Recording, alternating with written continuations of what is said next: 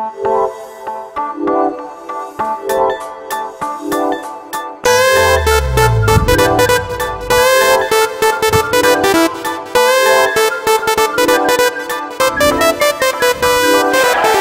రాష్ట్రాల్లో కుప్పలు తెప్పలుగా పడున్న కుర్రాళ్లలో నుంచి కత్తి లాంటి ముగ్గురిని ఏరా.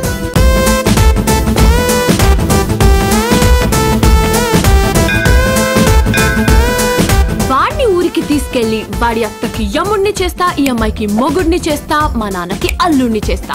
సరే అమ్మా, నీ ఇష్టం. ఒక పారు ముగ్గురు దేవదాసులు, ఒక లైలా ముగ్గురు మజ్నూలు, ఒక జూలియట్ ముగ్గురు రోమియోలు, ఒక అనారు ముగ్గురు సలీములు.